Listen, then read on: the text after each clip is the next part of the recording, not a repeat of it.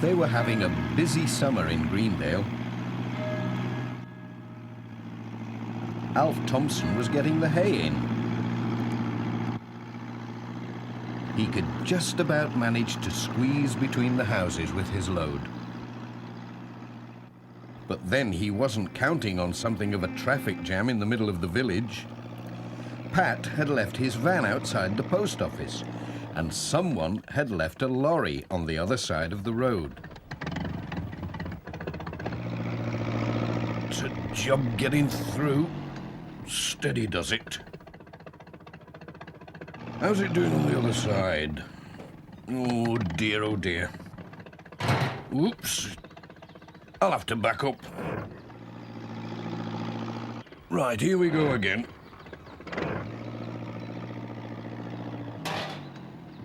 It looks as though Alf is stuck. I wonder who the lorry belongs to. Phew. A right mess I've got myself into. That sounds like Miss Hubbard. She'll soon sort things out. Stop! You'll have to stop, Miss Hubbard. Oh, what's this, Alf? How am I to get through if you block the road with your tractor? I'm stuck, Miss Hubbard. Between Pat's van and this lorry. Well, we can't wait here all day. Where is Pat? Pat? What's to do?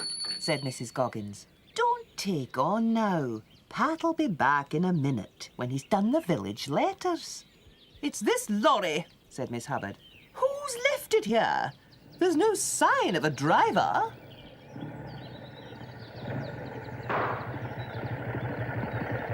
What's going on? Said Peter Fogg.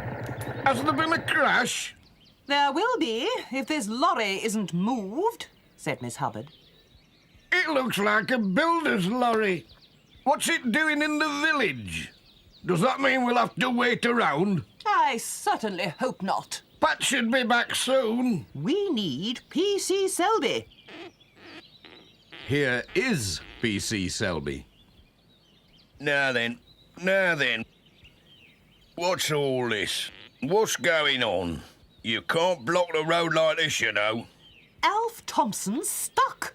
It's not my fault, it's this lorry. And Pat's van. They all talked at once. What a mix-up. Wait a minute. Now then. Here, this headlight's broken. Now then, let's get things sorted out. Who does this lorry belong to? Pat was hurrying round the village with his letters. Pat! Who's that calling? Oh, it's Sarah, Pat's wife. Must be your forgetting day, Pat. You went off without your sandwiches. Here we are. Special delivery. Just like a parcel, said Pat. I'd better not pop them in somebody's letterbox by mistake. You'll be hungry if you do. Bye. Bye, and thanks. Left a bit. They still hadn't sorted Now, the traffic over to your jam. right. Stop. Left again. Now, a little to your right. Straight now. Straight. Stop. That's it. Hard over now. Left, he says, then right. Wish he'd make up his mind. Keep to your right. Back up a little. No, back again. Come straight on. You'll never get through there, you know. Alf, stop! Oh, over to the left. Mind the van. Come on, Alf. Oh, dear. Stop. Back up a little. Then hard down on your left. Stop. You'll have to go back again. Now, hard over to your left. No. Ho, what have we here? You can't leave the place 5 minutes and look at it. Back a little now, hard over to you. Oops! Mind the van. No, right. Right, I You've got said. me all of a muzzle. I'm staying put till somebody moves that lorry. Hang on, said Ted. I'll give you a hand. Ted's lorry? So sorry, everyone, said Major Forbes. Ted's just giving me a hand at the hall. Borrowed the lorry. First traffic jam in Greendale, what? Soon be off. Morning, everybody. Just a word, Pat. Urgent parcel coming from London. Bought these tin soldiers for my collection. Now take good care of it, there's a good chap, what? Don't you worry, Major, said Pat. I'll see you get it safe and sound, the way you always do. Good man. Bye for now. Bye. You see, PC Selby, it's quite easy when you know how. At last Alf could get on his way. Miss Hubbard decided she had wasted enough time and moved off, whilst Peter Fogg started up his motorbike again,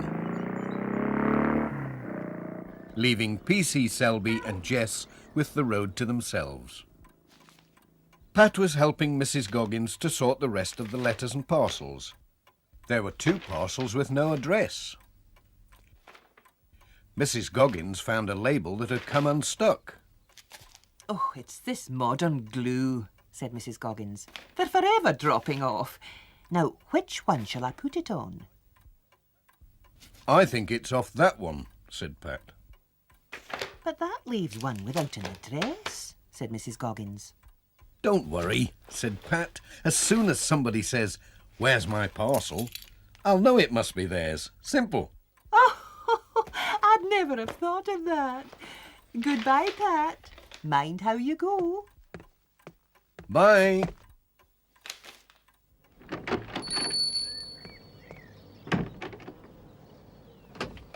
Now then, Jess, we'd better take the Major's parcel first.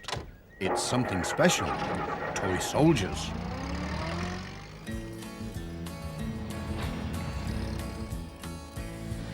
Pat was on his way.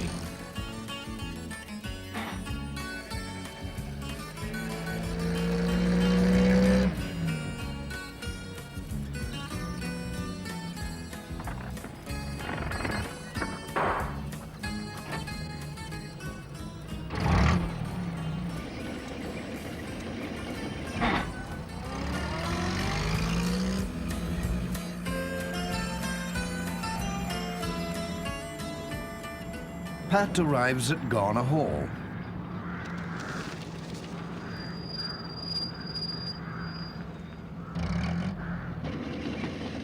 Won't be long, Jess. Looks as though the Major's busy.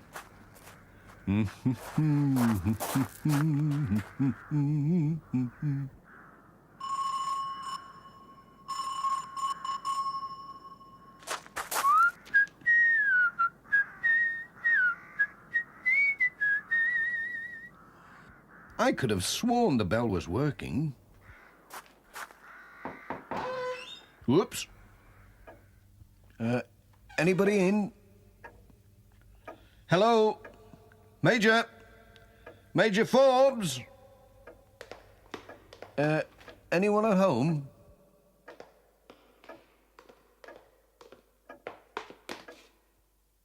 I'll leave the parcel here. It'll be quite safe. What's that? Must be me imagining things. Where is everybody? They must be having a tea break.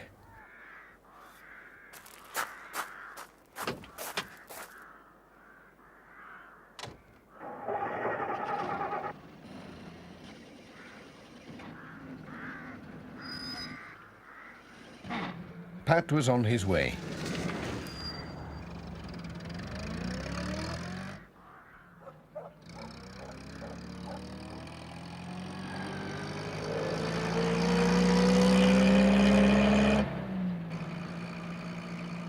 That's just the place for a quiet picnic, Jess.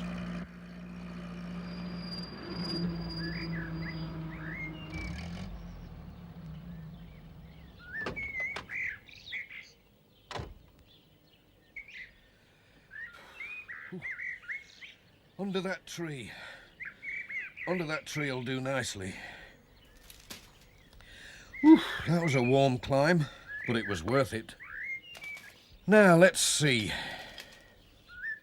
Tuck in, Jess. There's nothing like a quiet picnic. This is a funny sandwich. Oh, no.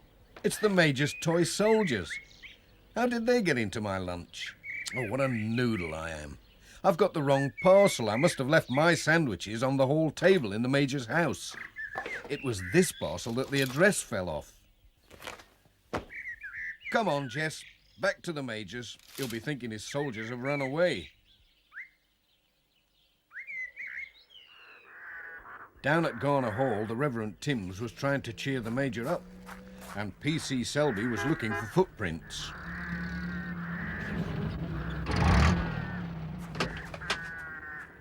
Anything the matter? Asked Pat. What's going on? Robbery, said the Major. That's what's going on, Pat. My collection of soldiers. Gone, all gone, what? Marched off without a sound. But there's a funny thing, the robbers left their sandwiches behind.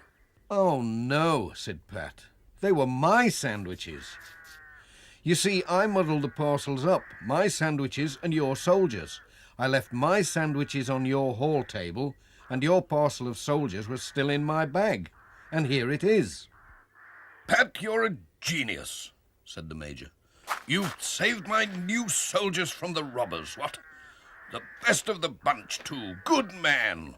But I'm still hungry, said Pat. The Lord will provide, said the Reverend Timms. I'll just pop in for my sandwiches. Now then, Pat, said P.C. Selby, I'll have to ask you for a statement. You can't go in there, Pat. Not till we've looked for fingerprints. But I want my sandwiches, said Pat. Those sandwiches are evidence, said P.C. Selby. Evidence, Pat, that's what they are. Nobody can touch 'em, not till the CID get here from Pencaster. And goodness knows when that'll be. I wonder if Sarah's got something nice for lunch, said Pat. I'm so hungry, Jess. I think we'll have to pop home and see. Bye. Bye, old chap. Bye, Pat.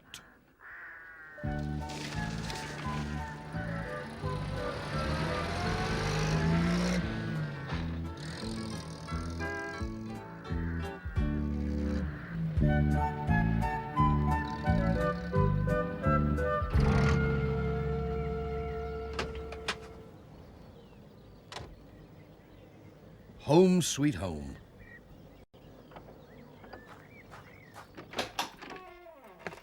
Hello, anyone at home? It's me. Oh, you've never lost your sandwiches after all, have you? Said Sarah. Not lost, said Pat, but they're evidence now. Oh, well, I never. And Pat had to tell her the whole story of the robbery at Garner Hall. Jess was too busy to listen. I'll have to be on my way, said Pat. There are still lots of letters to be delivered. Robbery or no robbery. Now you'll be passing the school just about the right time to pick young Julian up, said Sarah. Save me a trip. All right, I'll not forget. Bye for now. Come on, Jess. We haven't finished yet. In you get.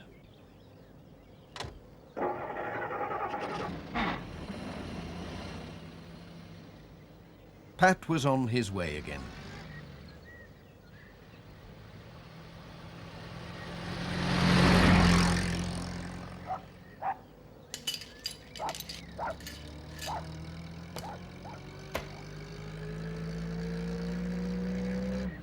What's happened to Peter Phone? Hello, Pat. Having trouble? I certainly am. My front wheel brakes have locked. Nearly threw me over the handlebars. I'll ask Ted Glenn to pop along with his toolkit. Here's something to read while you're waiting. Oh, good. It's my motorbike magazine. Great. Bye, Pat, and thanks.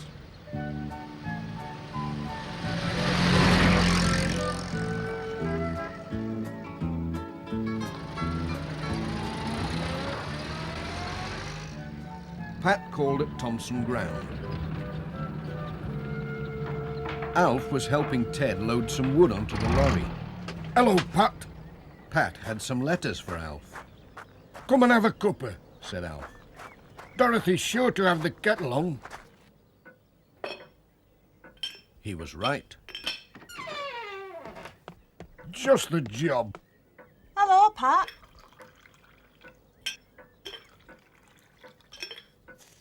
What's all this about a robbery at the Hall? Said Alf. Pat had to tell the whole story again from the beginning. Oh, said Pat, I nearly forgot with all this talk about the robbery. Peter Fogg's stuck with his motorbike. He's broken down, about 2 miles back. Do you think you could give him a hand, Ted? No trouble. I'll pick him up when we've got this wood loaded. Thanks for the tea, said Pat. Goodbye. Bye, Pat. Bye.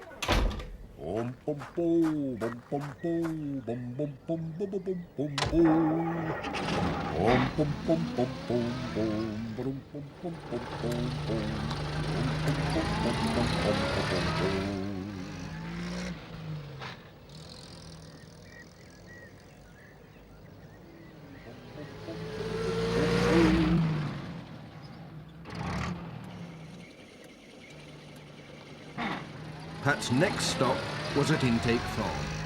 He met PC Selby coming out. Any news of the robbery? Asked Pat. Good news and bad news, said PC Selby. They caught the robbers on the road to Pencaster, but there's no sign of the collection of toy soldiers. Bye for now. Cheerio, Pat.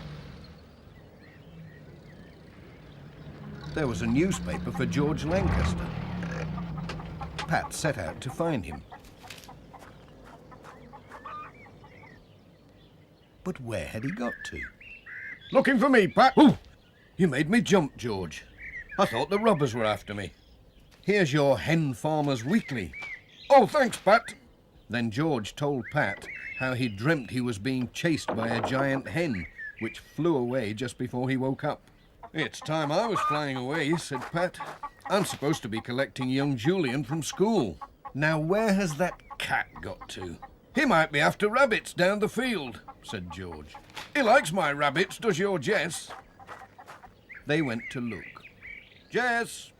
Jess! Jess! Jess! He sometimes comes round here. No sign of him, though. Jess! Jess! Pat found Jess with his rear end sticking out of a rabbit hole. Here he is, George. I think he's got himself stuck. Pat took hold of his cat as gently as possible and Daisy? pulled. Oh! Something small and heavy rolled into the grass. George picked it up and looked at it. What's Jess found? Said Pat. Looks like one of these old tin soldiers, Said George. I used to have a box full when I was a lad. Could do with a bit of a clean. Did you say a tin soldier? Said Pat. Yes, why? The robbery. You must have heard. Hang on. Pat thrust his arm down the rabbit hole as far as it would go and brought out a shopping bag. He looked inside and found it full of toy soldiers. Jess has found the loot, said Pat. The robbers must have hidden them on their way to Pencaster. They must have passed your gate. Clever cat, Said George. I must get these back to the Major, said Pat. He will be pleased.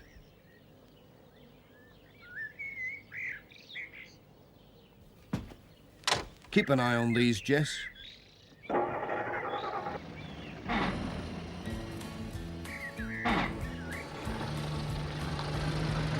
Bye, Pat. Bye. Never mind, Jess. The Major will be so pleased to have his soldiers back.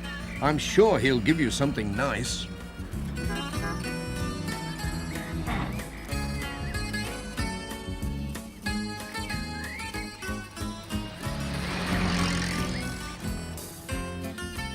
Pat remembered to pick Julian up from school.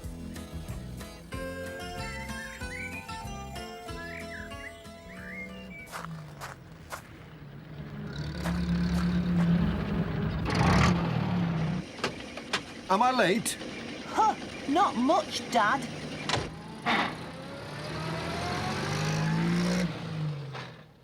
On the way, he told Julian all about the robbery and how Jess had found the soldiers down a rabbit hole.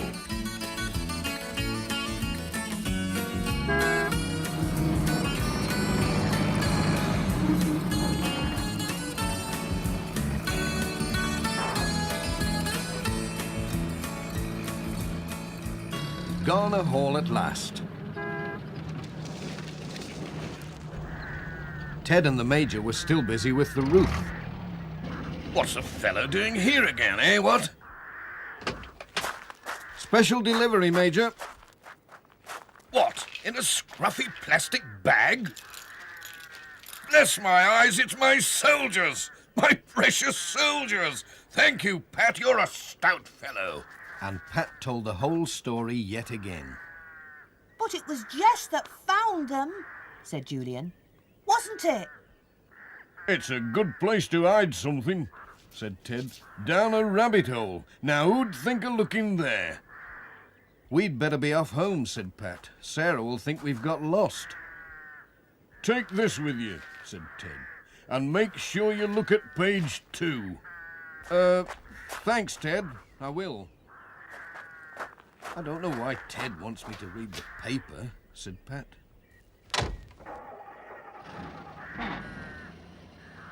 Bye. Bye, Pat, and thanks again.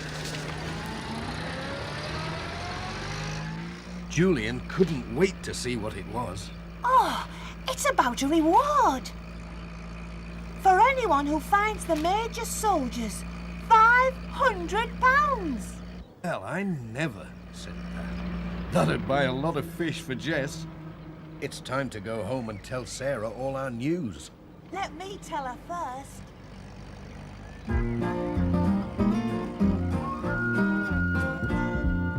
Postman Pat, Postman Pat, Postman Pat and his black and white cat. Bum, bum, bum, bum, bum, bum, be-dum, dum,